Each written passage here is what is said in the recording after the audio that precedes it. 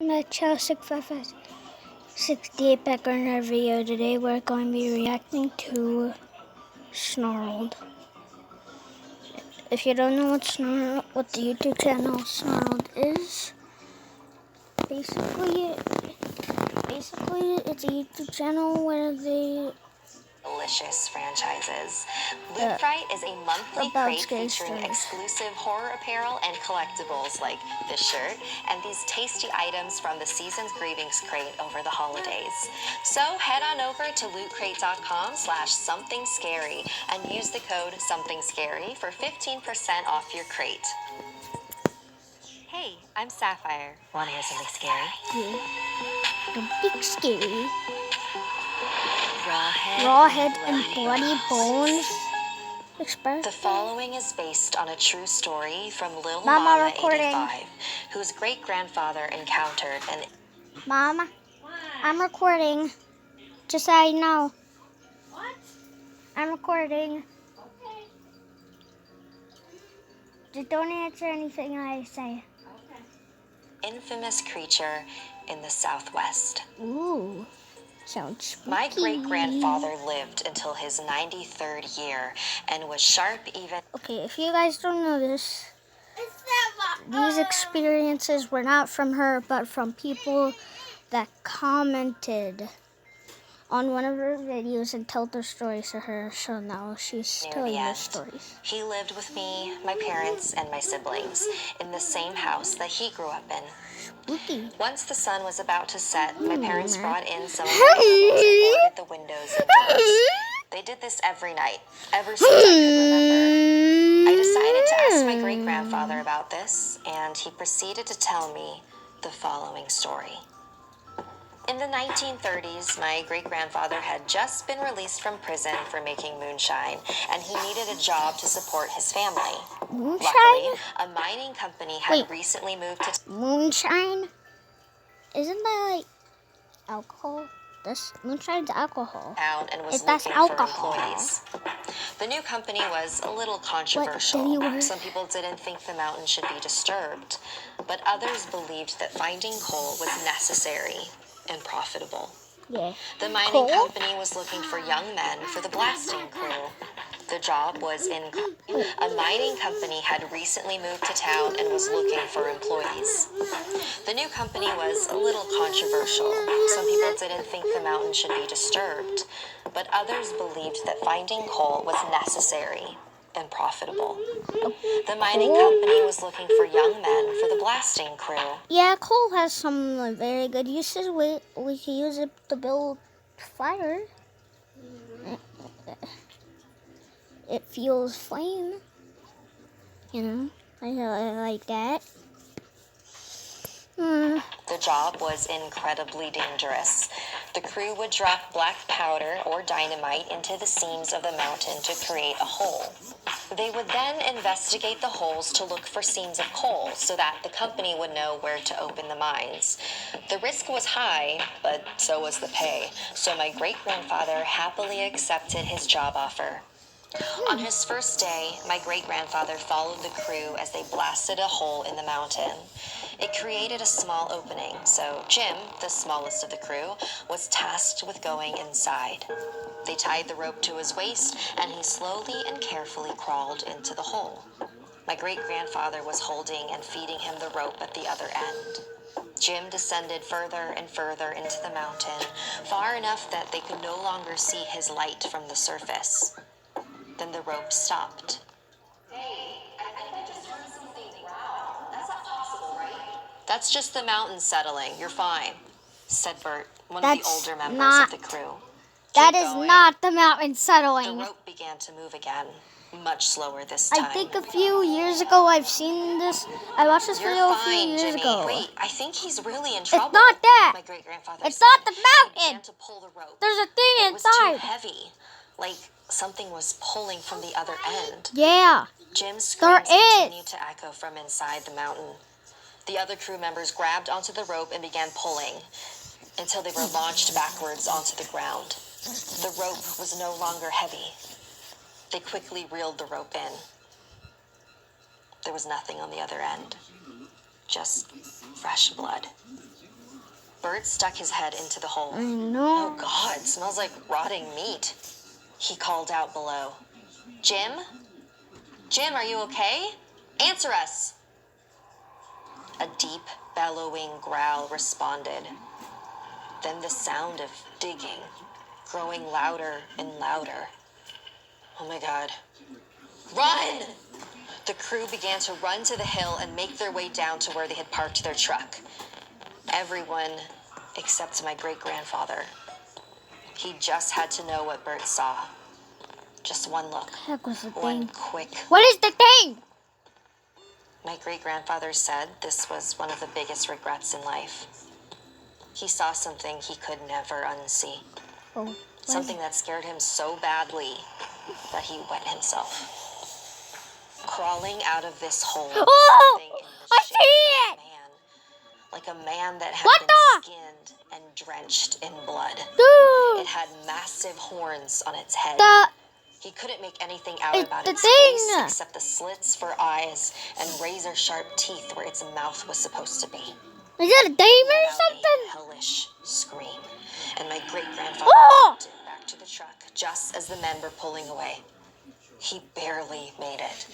They got back to the mining office, screaming incoherent things at their boss. Okay, everyone, calm down. Now tell me what happened. Where's Jim? In the mountain. Something took him. It looked like the devil himself. Their boss Yeah, it stared looked at them, like horn. thinking Yeah, carefully about what to do the next. thing had black horns, Okay, let's go. Take me there. red The rest of skin, the crew protested like and a cried. devil, We'll go back like a under demon. one condition. My great-grandfather said. like a demon. We have a group of at least 10 armed men with us. 2 hours later, my great-grandfather, his boss, and the armed men were making their way back up that mountain trail.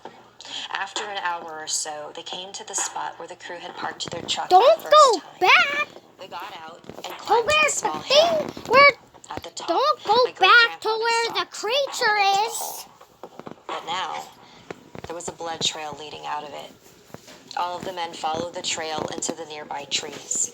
The trail turned into a set of footprints, huge The prints that creature- were a cross between a bear's and an eagle's.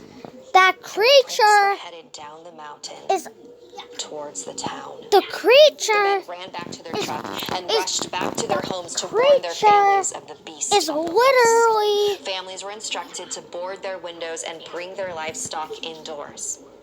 After that day, no one stayed outside at night. It became part of the routine.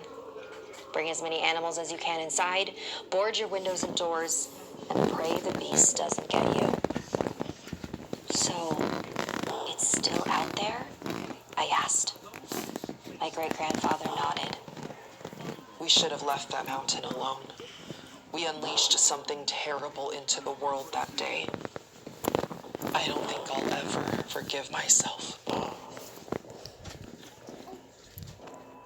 Don't forget to visit lootcrate.com/somethingscary and use...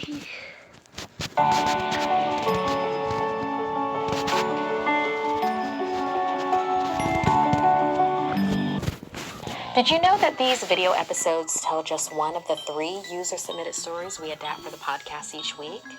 The chills and spills continue on the Something Scary podcast. Hear the rest for free on iTunes, Spotify, Neighborhooders, and it's by Ring. That's the company behind those video doorbells and security cameras. With the Neighbors app, you receive real-time crime and safety alerts from your neighbors. And it's... When I was a kid, my family used to take me out to farms where you could, pet the animals and stuff. It was really nice. I do like farms. I never really thought that... If I was going down a creepy road at night, When I was a kid, my family used to take me out to farms where you could, pet the animals. Believe that the house and the farm was haunted. The autopsies revealed even more horrors. The mother showed signs of strangulation and had 7 blows to her head. The husband was caked with blood and his cheekbones were sticking out through shredded flesh. Their widowed daughter, Victoria, had her skull smashed in and her head had 9 star-shaped wounds from a blunt object. Victoria's 7-year-old daughter seemed to have remained alive for several hours after her attack and had ripped her own hair out for some reason. Victoria's 2-year-old 5-year-old son had been killed with a heavy blow to his face, while the maid had died from a blunt force. Here's the creepiest part. The farm animals all around the house were all tied up, but unharmed. Not only that, they had been looked after between the time of the murders and the discovery of the bodies. That means whatever or whoever killed the family actually lived at the farm with the bodies there for at least a few days, looking after the animals. To this day, the murders remain unsolved. The full story has many more grisly details to this almost century-year-old murder mystery. Next up at number 9 now, we have The Creepy Farm. I found this story on yourghoststories.com, and as soon as I saw the title, I knew it was right for this video. It was written by Angelus Cruddas, who said, "I've been reading stories on this site for months now and love the hair-raising creepiness of them all. I moved in with my husband 4 years ago. He lives, and now I do too, on a 100-acre farm in West Quebec, Canada. The house is small and used to be a hunting shanty, then added on to make a lath and plaster house. It's over 150 years old and has 2 bedrooms and a bathroom upstairs, complete with slanting ceilings. My husband bought the place off the guy whose family has lived there since it was settled back in the day. The man's father was a drunk, and when we were cleaning up the place, we found hundreds of liquor bottles hidden all over the outside buildings. The first creepy thing that happened..." You just hit people off if you can. Try and kill them. Okay. Coin.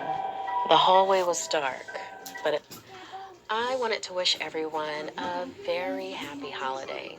Thanks so much for being part of the Something Scary family. Now, yes, October, but also this season and every other day of the year. Did you know that these video episodes tell just one of the fan-submitted stories that we adapt for our podcast each week?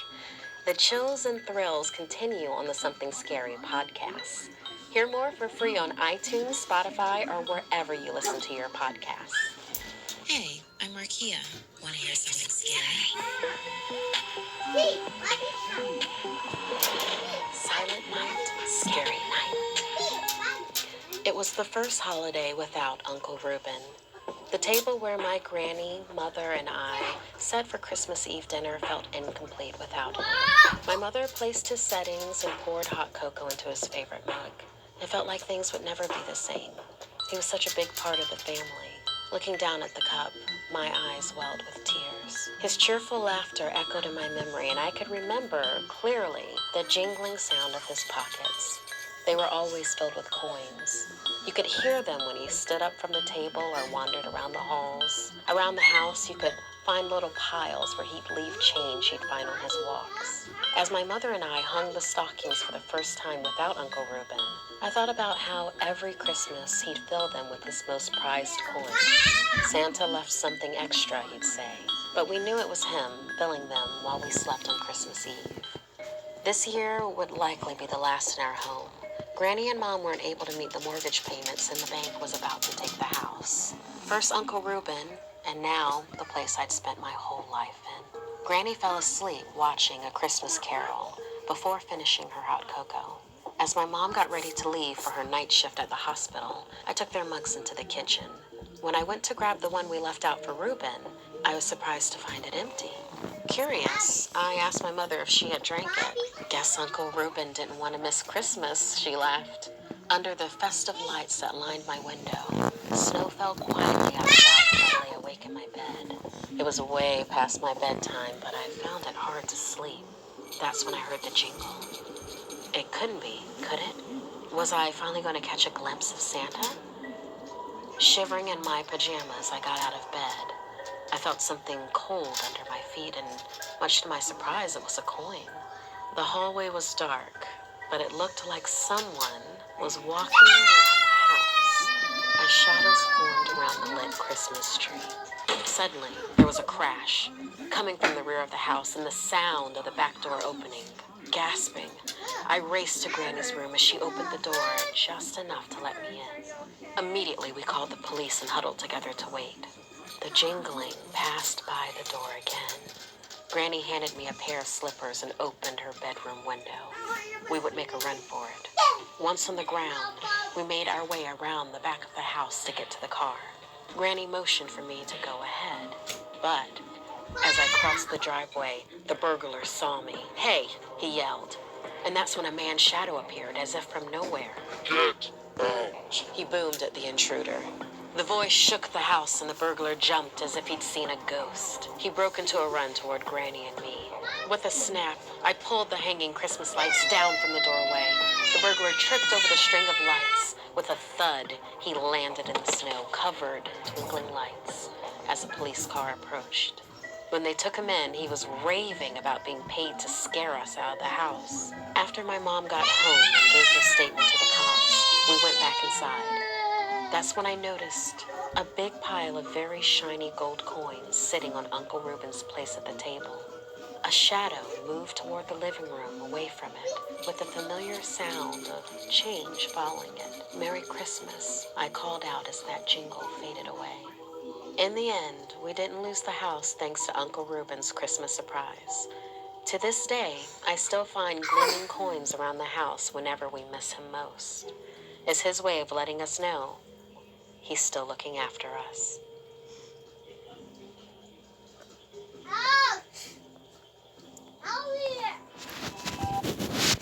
Hi Audie, it's your Ate Sapphire. I have a very special offer for you from my new favorite website, ThreadUp.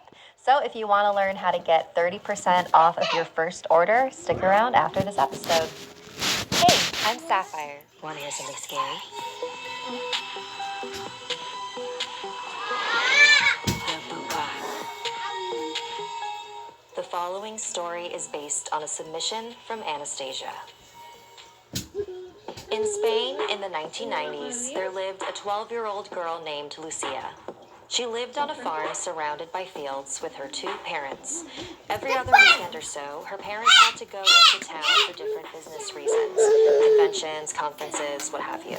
Lucia was much too young to tag along with them, so they would leave her at home where her cousin Emily would babysit.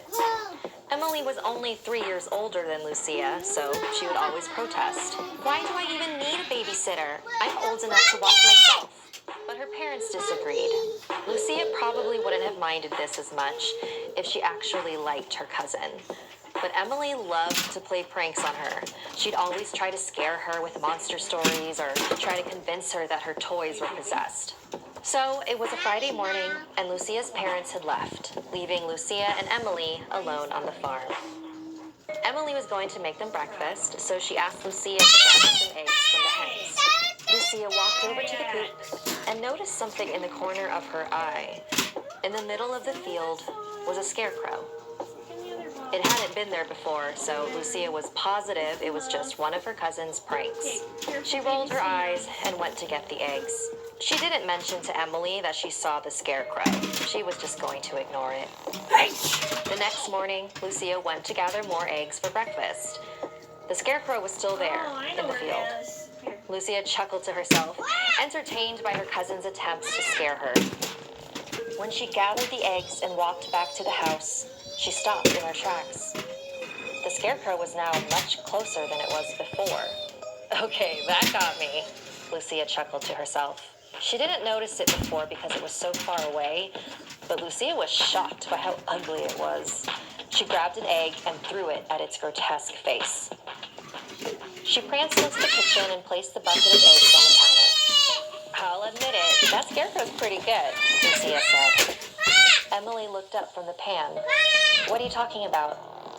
You can stop the act, cousin. How long did it take you to make that? Emily turned the stove off and wrinkled her brow. Where did you say you saw the scarecrow? It's right where you last left it, at the edge of the field. Emily rushed over to the window and looked around. Lucia skipped up behind her and looked out as well. But the scarecrow was gone. Whoa, how'd you do that? Emily hastily pulled the curtain closed and pulled Lucia to the ground, lowering her voice to a whisper. Lucia, are you familiar with the Bubak? You are unbelievable. Listen to me. It came from one of my friends not too long ago. It goes after young children. It makes a sound like a crying baby to make you come near it. And when you're close enough, it takes you and throws you in his sack to eat later. We have to stick together today. Cool story, cousin. I'm gonna go read in my room. Don't bother me until dinner, okay? So Lucia locked herself in her room and read her fantasy book on her bed. She didn't even realize she had fallen asleep until she was awoken by a sound. coming from the other side of her room. It was a baby crying. Nice try, cuz. Lucia drowsily shouted. When are you going? Like a snap. Hi, Lucy. It's Mom and Dad. We actually booked a couple more meetings out here, and we thought a lot about it. And, you know, you're right. You are. Revealed its raggedy arms from underneath its tattered clothes and raised them towards Lucia. She ran out of her bedroom, frantically searching for a place to hide. She could hear the bubak slithering not too far behind her. She ran into the kitchen and hid inside the smallest cupboard that she could squeeze into. And she waited. She was going to wait there for as long as she could. Her parents would be home the next morning. She was going to make it.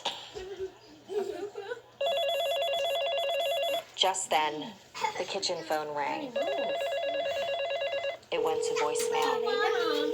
Hi, Lucy. It's Mom and Dad. We actually booked a couple more meetings out here, and we thought a lot about it. And, you know, you're right. You are a big girl, and you can take care of yourself for another day or so. And Emily, we know we only paid you until tomorrow morning, so feel free to go home. Lucy will be fine. So, yeah, just call us back at our hotel when you get the chance, okay? Love you. So I personally love ThredUp for multiple reasons. One, I just love shopping secondhand because you get to find really unique pieces. Very If I'm being naughty. completely honest, Don't the throw. clothes that get the most compliments from me are the ones that I buy secondhand. So it's like, why save my money, right? And you're also helping the